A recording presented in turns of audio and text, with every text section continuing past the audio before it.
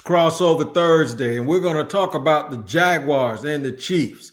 Patrick Mahomes coming here to face Trevor Lawrence. Let's do it here on the Crossover.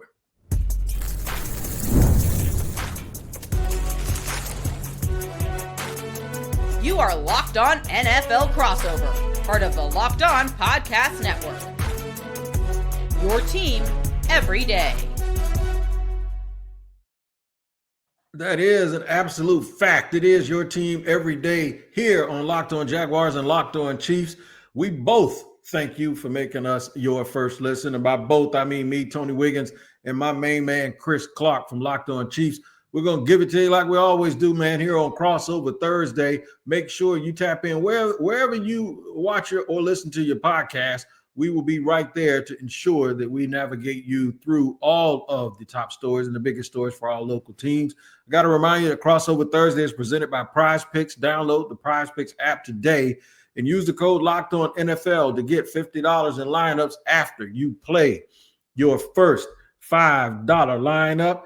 We also want to thank you for listening to Locked On Jaguars and Locked On Chief here on Locked On NFL, reminding you that you can follow our show and hear new episodes ad-free daily on Amazon Music. So go check that out. All right, here's what we're going to do. We're going to navigate you through the show from back to front. We're going to end up making a game prediction, talking about the winning formula, and give you the big game-changing matchups. But we're going to start with the biggest storylines. Y'all finally look like yourself, Chris. That's the storyline I want to get from you. The Chiefs finally look like the Chiefs when Xavier Worthy got back. And then the defense, he doesn't even play defense, but the defense started to look like the old Chiefs defense. Yeah, and I think that's the huge storyline is the Chiefs finally look like they are I hate saying a Super Bowl contender after starting the season 0-2, but at this point they're 2-2 and they're getting back to, playing football that can get them back to the Super Bowl. And I will say this, I've said this many times on Locked On Chiefs, but I think the big thing that you take away from that game is seeing how much of a difference having Xavier Worthy on the field really makes for this offense. And it goes back a little bit further than that, because if you think about it, right before the season, it looked like nothing was going to happen with Rashee Rice. So the Chiefs are planning on having Rice, Worthy, and Brown available for week 1. Then a couple days before week 1 starts, Rice gets suspended. There goes that offensive game plan. Then you're sitting here in a situation where 3 plays into the season, you lose Xavier Worthy to his own teammate hitting him. And I think he had a huge offense. I think he was a huge part of the offensive game plan for the Chiefs in that game, and really just in general for the season, because he can do so many different things for you. And the one thing that I'll say is, if you watch the Chiefs game last week, he went down in the middle of the field a couple of times where he was like, okay, I'm going to get hit. I'll go down. I have no problem with that. Do it the entire season. I don't care if it costs them a first down in a big situation. He is more important to this offense than you realize until you miss him. And without him and without Rashee Rice, this offense is going to be very hard to continuously move the football. Yeah, on that opening game, I had him in my fantasy lineup, and I was sitting there wondering. So did I. Why the hell? So what I did was, I'm glad you mentioned that, I actually handcuffed him with Rashee Rice in our drafts because people were acting like Rashee was going to be gone forever. And now we look up and we're in week 5 and he'll be back in 2 weeks. So now they're going to be very, very dangerous. But I'm going to be honest with you. On Locked On NFL, me and the guest and the guest host I have, we talked about it. I said, they've been to 5 out of the last 6 Super Bowls. Are we finally going to see a little bit of a dent and a little bit of, are they going to not look invincible? Because they won a bunch of close games last year, but then they were still basically a game away from being undefeated before they went into the playoffs. And I was just thinking, have we finally gotten to it? Because one of the things I've always said about you guys is nobody's hiring Matt Nagy. Nobody's hiring the defensive coordinator, who I think is one of the best ever. The one thing about the Chiefs is they surprisingly have continuity in their coaching staff, because everybody assumes that Andy Reid does everything. And then the other guys have Spagnuolo and Nagy, they've already had their opportunities. And we went through that with Eric Bieniemy also. So I was just like, by default, they're benefiting from people not thinking their coaches are good because they keep this continuity every year. Is that true? I think that's part of it, but I will also argue with you a little bit about last year. When you go back and watch what happened last year, they won all those games, all those close games. But look at the injuries that they dealt with. Hollywood Brown goes out before on the first snap of the preseason against the Jaguars. First snap. Yeah, he was out for 12 games, 13 games. He came back at the very end of the season. You have a rookie in Xavier Worthy who wasn't ready to play near what he is now. But then you also lose Rashee Rice in week 3 to the Chargers, and like in the first quarter to Patrick Mahomes of all people. So you have Patrick Mahomes and Travis Kelce taking out 2 of your best offensive players in back-to-back seasons for a couple of different games. And they paid for it on offense last year. They couldn't stay consistent. They didn't have weapons. And you look at the offensive line, and they paid for it because they didn't have a left tackle that could be good enough in this league. And now you look at what they have with Josh Simmons, and it has changed kind of the way things work on this offense, and it gives them the ability to do a lot more things that they weren't able to do last year. I agree with you. I think the continuity is a big thing. I think people are going to be upset about Matt Nagy at times because the Chiefs' offense has looked very pedestrian, but a lot of that goes back to who do they have as their offensive weapons. Absolutely. When you talk about some of the wide receivers that they have, are they going to even be guys that are going to be on other teams in top 3 on other teams? Patrick Mahomes is making, something to eat with nothing much in the cupboard when it comes to that kind of stuff. I call that making orange juice with a bag of onions. But I digress. So silver lining for the Jaguars, big storyline. We're going to keep it simple. They got the chance to show that they grow up. They've grown up. They're not the same old Jaguars. The last 2 times these teams have played, it has been a very, very competitive. I might say the last 3 times they played has been a super, super competitive game. One of them was in the playoffs, and those teams can't shake a stick to Jacksonville. So I'm sitting there thinking like, hey, man, we got a shot, but you got to prove it. They should be 4-0. They're not because of a bad pass interference call, and then them doing what the Jaguars have been doing, and that is having this little lull at some point during the game in the third quarter where they can't stop the bleeding and they allow teams to get back into the game. They did it last week against the San Francisco 49ers. That's the part where they have to grow up. And sometimes when you line up in front of a superior opponent that's not going to sit here and try to misdirect you and dial you up, they'll do a little bit of that, but mainly they're just going to beat you because they think they're better. I think a club like the Jaguars, because they're young, they don't know any better, man. They ain't scared of nothing. It's like being on a roller coaster when you're 8, and you won't get on that same roller coaster when you're 25 because now you got sense. So they're too young and too eager to be afraid of anything. So it's going to be a competitive environment.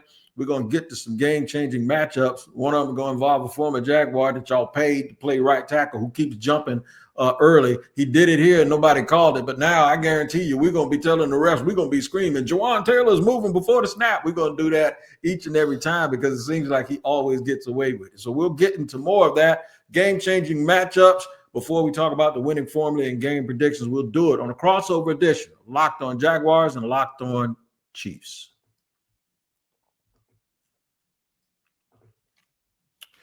All right, man, it's all about FanDuel, man. This year is now. The NFL season is in this 5th week. And FanDuel has an offer you don't want to miss. Right now, new customers can bet just $5, and get $300 in bonus bets if you win. That's right. Pick a bet. Put down $5, and if it hits, you'll unlock $300 in bonus bets to use across the app.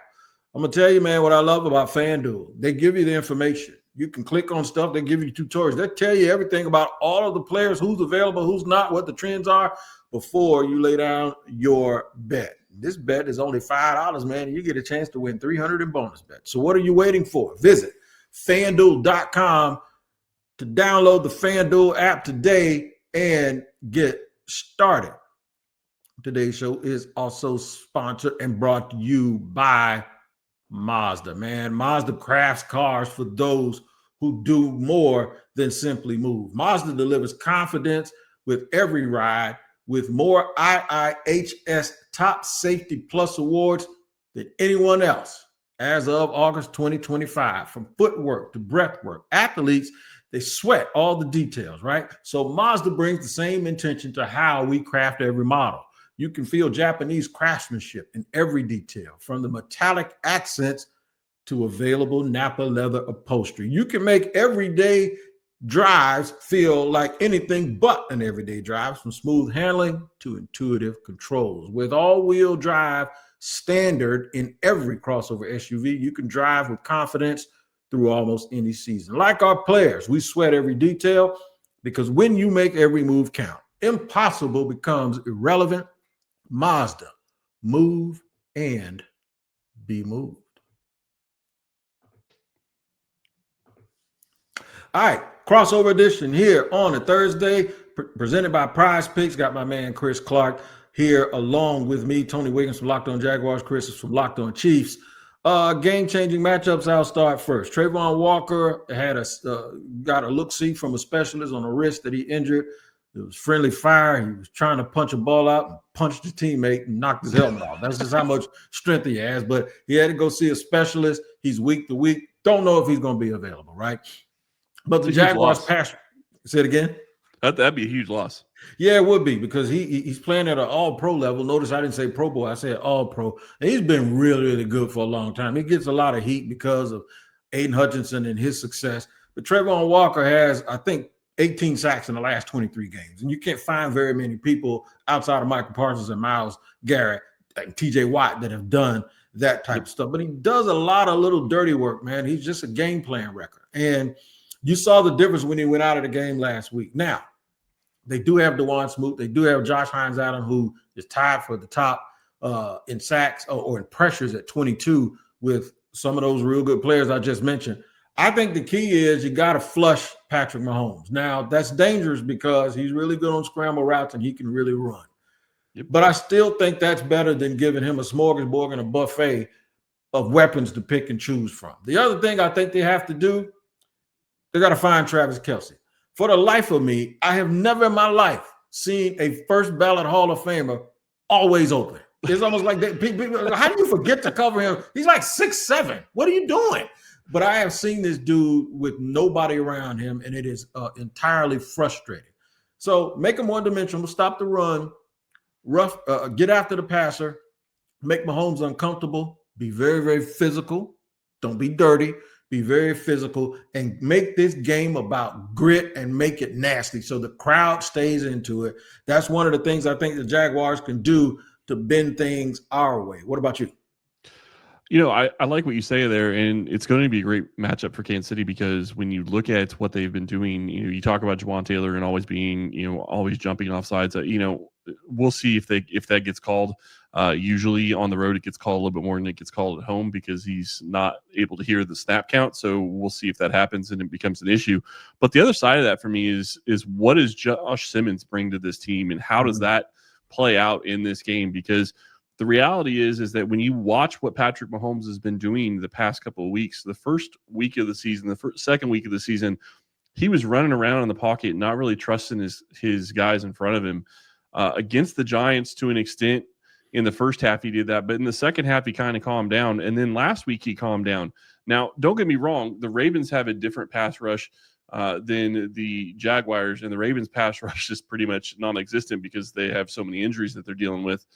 But that's going to be a big storyline for me is how does that how do the Chiefs deal with the Jaguars pass rush? And really, when you start looking at this, it's going to be a question of, you know, how do the Jaguars deal with the Chiefs wide receivers? Because you're going to have a ton of speed that's going to be coming at you. You have three guys that are running, you know, 4.3 type speed in Hollywood Brown and Tyquan Thornton, who's had a touchdown in every game in the last 3 games. And now you have Xavier Worthy back, who we kind of talked about in the first segment a little bit, but it's his game-breaking speed just changes everything, both in the running game and the passing game, because you have to worry about where he is on the field and how he's going to get the ball in his hands. You absolutely do. And I'm glad you said that, because in week 3, Travis Hunter played more defense than he did offense. It was because of Nico Collins. Yep. Flat out. That's just what it was. Last week, I think only 9 snaps on defense, and he primarily played offense, probably predicated by the way the 49ers played. They thought it was going to be a heavy dose of the run, but then Dommy Brown wasn't there. Brian Thomas Jr., we didn't know if he was going to finally show up, but he actually did because he's been a little bit of a slump early in the year. I think Travis plays more defense. You talk about that speed. This is where I think, and the Jaguar fans are going to laugh at me when I say this, but Tyson Campbell, who's a track guy, Travis Hunter, who is a burner himself, who is probably going to salivate. If you put him one-on-one on Xavier Worthy, he ain't going to back down from that. Right. Because physically he's gifted. He might even try to bait Mahomes into throwing the ball so he can go and get it at its high point. Jordan Lewis, who came from the Dallas Cowboys. The Cowboys ain't just missing Michael Parsons. They're missing Jordan Lewis. Jordan Lewis is one of the best nickels in this league. And he plays through the whistle, plays with his feet on fire. Kind of reminds me of Trent McDuffie a little bit, but he plays more in the slot. But he's that type of player where he's always going. He goes through the whistle. It might look like he's out of position, and all of a sudden he comes in and gets a hand on the ball. That's why the Jaguars are tied at the top of the league in turnover differential. They've gotten 3 turnovers in every single one of their games. Which is insane. And it's insane. And you know what? It ain't just from luck. It's from they're creating those turnovers. Guys are hitting balls. Guys are punching balls out. Trayvon tried to punch a ball out and punched his teammate in the face. It's like Devin Lloyd has looked. I'm gonna tell you something. I love Fred Warner. The guy that played like the best linebacker on the field last week was Devin Lloyd, and he's been doing that all year. I'm looking forward to it. I'm really looking forward to the Chiefs' offense versus the Jaguars' defense. Go ahead. I was just going to say, you talk about them getting 3 turnovers in every single game. Kansas City has 1 turnover the entire season. So that is a huge key to me, and a big thing that's going to make a difference in this game is, can the Jaguars continue to turn the ball over? Because I think that helps their offense. Or are the Chiefs going to be able to hold on to the ball like they have? And the only turnover the Chiefs have had all season is Travis Kelce's drop in the end zone against the Eagles. And I'll be honest, if he catches that, they're probably 3-1 and not 2-2. And they've had a tough schedule too. We ain't going to just skate past that. I mean, you play the teams that they've played early. For them sitting in the position that, it's more than the record with me. It was about how they were playing, and I was just shocked about how the defense looked. But then last week, Chris Jones looks like first ballot Hall of Famer again. Trent McDuffie looks like Trent McDuffie. And my man, Leo Chenal, man, he is, to me, one of the most underrated players in the National Football League with how he plays the game. And I think he plays it perfect. He's a perfect linebacker to me. He's a big dude that's built like a Sam, but he runs like a Mike and he plays like a Will. So he does all of that stuff. He's a very, very good player, and the Jaguars really have to watch him. A big key for me, too, is Travis Etienne. Looking like the next coming of, I say Brian Westbrook. I always say Brian Westbrook because that's kind of who he reminds me of. But he's living up to being a first-round pick for the Jaguars. We're getting to more of the offense from Jacksonville and a little bit of the defense from the Chiefs when we talk about the winning formula. We'll do that in just a second here on a crossover edition presented by Prize Picks here on Thursdays on the Locked On Podcast Network. This is Locked On Jaguars, Locked On Chiefs. All right, today's show is also brought to you and sponsored by Game Time. NFL season is back, and honestly, there's nothing better than being in the stadium surrounded by fans, cheering on your team. But let's be honest, getting tickets can be a hassle. Between queues, login screens, and prices jumping at checkout, it's very, very frustrating at times. That's why I use Game Time, the app that gives the advantage back to the fans. Game Time is fast, easy, and backed by the Game Time guarantee. You'll always get 100% authentic tickets delivered on time and at the best price. Plus, all fees are included. So the price you see is the price you pay. No surprises at the end when they say, put your information in and you got extra charges. Not on Game Time. I pulled up Game Time, and in just a couple of taps, I saw amazing deals. I'm talking about your favorite NFL games as low as $100. Download the Game Time app, create an account, and use the code LOCKEDONNFL for $20 off your first purchase. Terms apply. Again, that's promo code LOCKED. NFL for $20 off. Swipe, tap, ticket, go. Download Game Time today. All right, we're getting down to the nitty-gritty here. Third and final segment on the Prize Picks. Prize Picks as the presenter of our crossovers here. Thursday crossover between Locked On Chiefs and Locked On Jaguars. Preparing for a Monday night game. Normally when you do this, you got couple of days and then the game comes. Well, you got a couple of games. Everybody's going to play, and then we're going to close it off next Monday here in Duval. I think the winning formula is the Jaguars have to not turn the ball over and make sure that they establish the run to put themselves in short down and distance situations. And then ask Trevor Lawrence, after asking him to be Clark Kent most of the night, ask him to be Superman every now and then when it comes to making key first downs and big plays. I say a basketball analogy is when a team likes to press them back. They don't like it. I think the Jaguars are going to have to make some big plays. They're going to have to get chunk plays in their passing game while controlling the ball. The best way to do that, if there's an Achilles, in my opinion, from the outside looking in, is outside of Trent McDuffie. I wouldn't trust the rest of the secondary. They've had a lot of attrition over the last couple of years. They had guys that they drafted that they moved up from backup positions. I think at times it's been a little shaky, right? So what I anticipate is they're going to try to run the football. They have to not get penalties. They probably lead the league in penalties, and most of them are pre-snap penalties and illegal shifts, and it's putting them down behind the sticks on down and distance. If they can eliminate those things, play within themselves, and just grow up, the Jaguars have a chance to win what I think is going to be a very, very close game.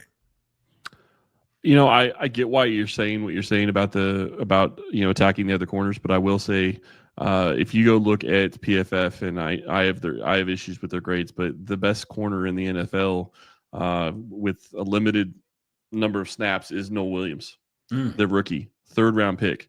And he's been playing phenomenal. Their corners, and they still haven't, we'll see if Christian Fulton's going to play because they haven't practiced yet this week. That's part of the problem right now. We're sitting here and looking at this because it's a Monday night game. I will say, I think that it's going to be interesting. I think Kansas City has to go about it the way that they went and tried to beat Baltimore. They just took it to them. They just basically went right at them. They did exactly what they wanted to do on offense. They didn't care that it was the Baltimore Ravens defense, who hasn't been great this year, but it's still the Baltimore Ravens defense. They do still have some skillful players out there. So I think that Kansas City has to attack from the start, and they need to be throwing the ball down the field. You talk about the Jaguars, and I mentioned this in the last segment, 3 turnovers in every single game. That's phenomenal. And whether or not that continues this week is going to be a big key whether or not Kansas City wins. If Kansas City turns the ball over 3 times, they're going to probably lose the game. Although I will say, I don't know that there's a quarterback in football that I would take other than Patrick Mahomes, even in a game with 3 turnovers, to have a chance to win. So you got to feel good about it from a Chiefs perspective in that regard. But to me, you got to continue. You got to do what's been getting you here on offense. And what's been getting you there on offense is, taking 4 or 5 shots down the field, whether it's Worthy or Tyquan Thornton or, Hollywood Brown hasn't even really got a shot down the field yet. And that's something that I think will continue. And you have to see if you can continue to get Brashard Smith involved. Chiefs rookie running back, 7th round pick, didn't have a ton of snaps until a little bit more last week, against the Ravens. We'll see if that trend continues and he gets more against the Jaguars. But I think when the lights come on, I think that this is going to be a lot of fun. Should be a good time for the Chiefs. Offensively, they're not the strength of this team right now. The defense is. That feels really weird to say. Right. But you mentioned it earlier. The defense has been playing lights out pretty much the entire season. Other than week 1, they have played very good. They held Jalen Hurts to just over 100 yards passing. And, yeah, he hasn't looked great this year, but that's still the Eagles, who is supposed to have one of the best running games in the NFL. They should be able to pass the ball pretty well with A.J. Brown and Devontae Smith. So we'll see whether or not Kansas City's defense can continue to play lights out. Offensively, I like the Chiefs moving in the right direction with Xavier Worthy on the field and being able to do a couple more things and use him in different cases. Because when you have him on the field, then you start looking at Tyquan Thornton as maybe your 4th or 5th wide receiver. Because Juju Smith-Schuster has still been producing for Kansas City. He sure has. Even though he isn't a name like you would call most of the bigger wide receivers anymore, he's still producing, and it's still being plays that make the difference in the game. Caught a touchdown for Patrick Mahomes last week, has had a couple other big catches as well. So I'm really looking forward to this game. Yeah, man, that dude, he's another one that just understands. He'll go sit down. He'll just be sitting down. Mahomes looking around. He gets to his 3rd read, and he's sitting there wide open in the flat. And he's been making a living out of doing that. And also, let me just say this for the record. You don't even need to respond. Pacheco gets on my nerves because he runs so damn hard. I'm sick of him, man. Every time I'm looking at the Chiefs and he's just running through and running over people and Roger Craig kneeing people. He's the kind of player that if he's on your team, you love him, but boy, you hate to see him coming because he is a bruiser. Quick prediction for the game. I think it's going to be a one-score game, a very close game with 3 minutes to go, and somebody's going to win it. And normally that would go to the quarterback that has done that over and over, Patrick Mahomes or Josh Allen. And I'm sorry, Chiefs, I mentioned Josh Allen's name because everybody says he's better than Mahomes now, but I don't believe it. I will tell you this. This team is gritty. The Prince and the sunshine and the flowing locks and the hair and all of this stuff. Trevor Lawrence ain't that dude riding in on a white horse no more. His identity has shifted. This is year 5. You know who Trevor Lawrence is? Trevor Lawrence is the dude that's on an ATV in the woods and he's gritty and he's going, he's getting dirty. And that's what he is. So that's why I'm going to tell you right now, with 3 minutes to go, Jaguars going to have the ball. They're going to drive down and win this game. That's my game prediction. Okay. I don't see it that way. I completely understand why you see it that way. I just think the defense is going to step up and be able to stop in that situation because that's generally what they've done in the past. Obviously, that doesn't necessarily mean that's what's going to happen in this one. The one thing I will say, and I'm going to predict that the Chiefs are going to win this, I also think it's going to be a one-score game. But the big question to me and what I'm going to be curious is who is going to be the one that is going to show up and actually play their game plan? Because whoever actually comes in and actually does their game plan is going to be who wins this game. And it could go either direction. If the Jaguars are able to get the Chiefs offense out of rhythm and get them away from what they want to do and turn the ball over, then the Jaguars have a good chance of winning this game. If the Chiefs defense is able to do the same type of thing to Jacksonville, Kansas City's going to win this game. Because I will say this, while Mahomes hasn't looked great at times this year, if you give him a short field more than once in a game, you're going to pay for it. And you're more than likely going to pay for it by them scoring a touchdown. They've been a lot better in the red zone this year than they have in the past.